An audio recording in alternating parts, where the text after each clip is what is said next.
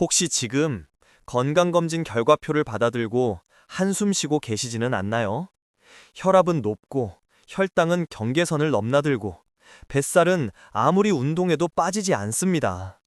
의사 선생님은 살을 빼라고 하지만 당신은 억울합니다. 기름진 고기도 줄였고 밥 양도 줄였는데 도대체 왜 내 몸은 자꾸만 망가져가는 걸까요? 대사증후군이라는 이 지독한 굴레, 정말 내 의지가 약해서 생긴 걸까요? 오늘 우리는 당신이 그토록 노력해도 건강해지지 않았던 충격적인 이유를 마주하게 될 겁니다. 우리는 수십 년 동안 범인을 잘못 알고 있었습니다. 텔레비전과 신문은 항상 지방이 문제라고 떠들었습니다. 삼겹살의 기름, 버터의 고소함이 당신의 혈관을 막는다고 믿었죠. 그래서 우리는 저지방 식품을 찾았습니다. 하지만 이상하게도 우리가 지방을 줄이는 동안 비만과 당뇨병 환자는 폭발적으로 늘어났습니다. 마치 보이지 않는 누군가가 우리를 비웃기라도 하든 말이죠. 범인은 지방이라는 가면을 쓰고 우리 식탁 깊숙이 침투해 있었습니다. 게리 타웁스의 책 설탕의 독은 바로 그 진짜 범인을 지목합니다. 그것은 우리가 사랑에 맞지 않는 달콤함, 바로 설탕입니다. 단순히 살이 찌는 문제가 아닙니다. 타웁스는 설탕이 담배만큼이나 해롭고 어쩌면 그보다 더 교묘하게 우리 몸의 대사 시스템을 파괴하는 독극물일 수 있다고 경고합니다. 당신의 대사증후군은 단순한 노화나 유전이 아니라 오랜 시간 축적된 설탕 중독의 결과일지도 모릅니다. 시간을 거슬러 올라가 봅시다. 19세기 이전 서구 문명에서 비만과 당뇨병은 극히 드문 질병이었습니다. 의사들조차 평생 당뇨병 환자를 한두 명 볼까 말까 했죠. 그런데 설탕이 대량 생산되고 사탕과 청량음료가 일상화되면서 기이한 현상이 벌어집니다. 설탕 소비 곡선과 만성질환 발병 곡선이 소름 끼치도록 정확하게 일치하기 시작한 겁니다. 이게 과연 우연일까요? 더 명확한 증거는 원주민들에게서 나타났습니다. 아프리카나 아메리카의 원주민들은 전통 식단을 따를 때 고혈압도 당뇨도 없었습니다. 하지만 서구 문명이 들어오고 그들의 식탁에 밀가루와 설탕, 잼과 탄산음료가 오르는 순간 전염병처럼 배사질환이 퍼져나갔습니다. 그들의 유전자가 갑자기 변한 게 아닙니다. 변한 건 오직 하나, 그들이 먹는 하얀 가루뿐이었습니다. 우리는 학교에서 배웠습니다. 모든 칼로리는 같다. 많이 먹고 적게 움직이면 살이 찐다. 이것이 바로 비극의 시작이었습니다. 밥 한 공기에 300칼로리와 설탕물 한 잔에 300칼로리가 우리 몸에서 똑같이 작용할까요? 천만의 말씀입니다. 설탕, 특히 설탕의 절반을 차지하는 과당은 우리 몸에서 전혀 다른 경로로 움직입니다. 마치 정상적인 입국 심사를 거치지 않고 국경을 넘는 미립국자처럼 말이죠. 우리가 밥이나 빵으로 섭취하는 포도당은 온몸의 세포가 에너지로 씁니다. 하지만 설탕 속의 과당은 다릅니다. 과당을 처리할 수 있는 유일한 장기는 간뿐입니다. 설탕이 잔뜩 든 음료수를 마시면 간은 순식간에 밀려드는 과당 폭탄을 맞습니다. 처리 용량을 초과한 과당은 간에서 곧장 지방으로 바뀝니다. 술을 한 방울도 안 마셨는데 지방간이 생기는 이유, 바로 여기에 있습니다. 간에 지방이 쌓이면 간은 인슐린이라는 호르몬의 말을 듣지 않기 시작합니다. 이것이 바로 대사증후군의 핵심, 인슐린 저항성입니다. 췌장은 혈당을 낮추기 위해 더 많은 인슐린을 뿜어내지만 이미 기름때가 낀 간과 세포들은 문을 열어주지 않습니다. 혈관 속에는 인슐린과 당이 넘쳐나고 이 남은 당들은 뱃살로, 내장 지방으로 차곡차곡 쌓입니다. 악순환의 봉이가 완성되는 순간입니다. 고혈압, 고지혈증, 복부비만. 이들은 각각 다른 병이 아닙니다. 모두 설탕 과다로 인해 망가진 인슐린 시스템이 보내는 하나의 구조 신호입니다.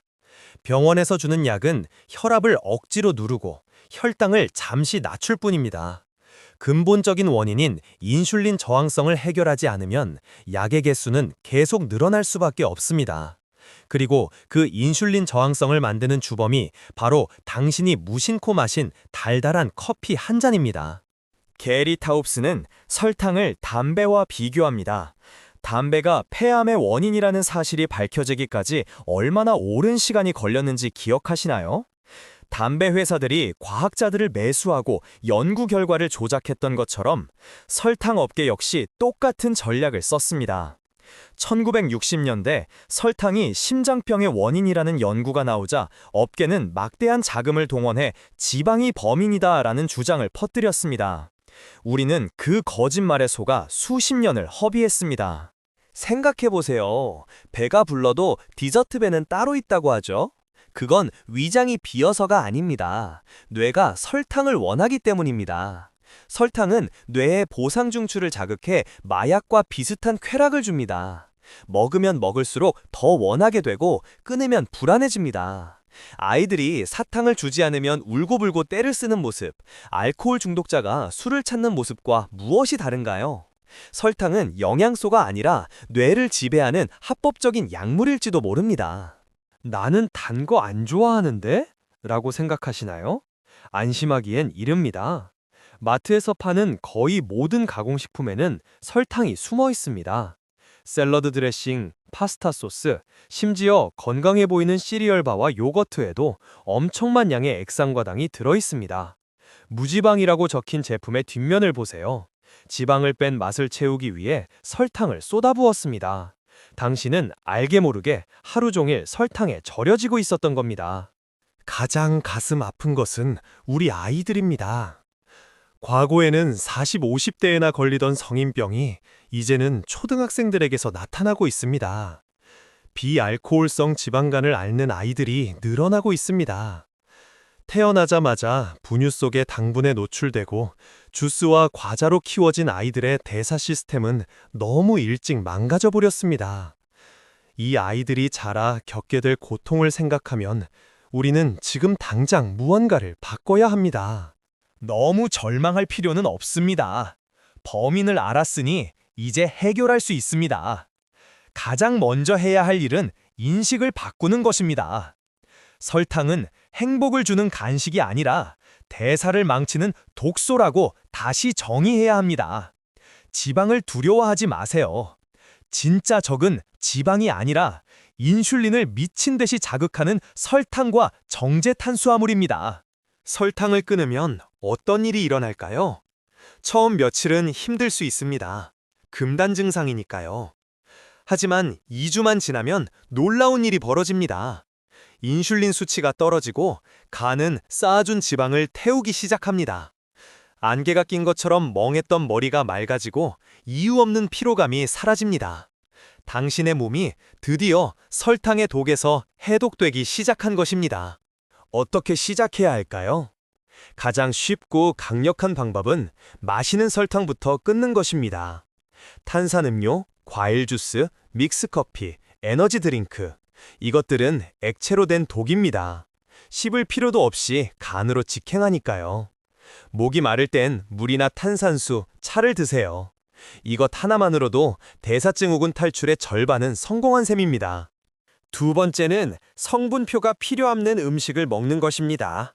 고기, 생선, 채소, 계란, 견과류.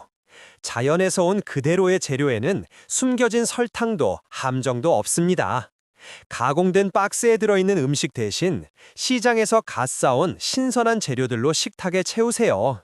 당신의 혀는 처음엔 심심해하겠지만 곧 재료 본연의 맛을 느끼게 될 겁니다. 설탕을 줄이면 배가 고플까봐 걱정되시나요? 그래서 좋은 지방이 필요합니다. 올리브유, 버터, 아보카도 같은 건강한 지방은 인슐린을 거의 자극하지 않으면서 포만감을 줍니다. 지방을 먹으면 살이 찐다는 건 잊으세요. 설탕 없이 먹는 지방은 오히려 당신의 대사 엔진을 지방을 태우는 모드로 바꿔주는 훌륭한 연료입니다. 달콤한 디저트의 유혹은 강렬합니다. 친구들과의 모임, 회식 자리에서 유난 떤다는 소리를 들을 수도 있습니다. 하지만 기억하세요. 당신의 간, 당신의 혈관, 당신의 심장은 지금 비명을 지르고 있습니다. 지금 당장 입안의 달콤함을 포기하는 것은 10년 뒤 병상에 누워있을 당신 자신을 구하는 가장 위대한 결단입니다. 대사증후군은 불치병이 아닙니다. 당신의 몸은 스스로 치유할 능력이 있습니다. 단지 그동안 설탕이라는 방해꾼 때문에 능력을 발휘하지 못했을 뿐입니다. 오늘부터 설탕이라는 족쇄를 풀고 당신의 몸에 진정한 자유를 주세요. 몸이 가벼워지고 활력이 넘치며 약봉투가 줄어드는 기적은 먼 미래의 이야기가 아닙니다.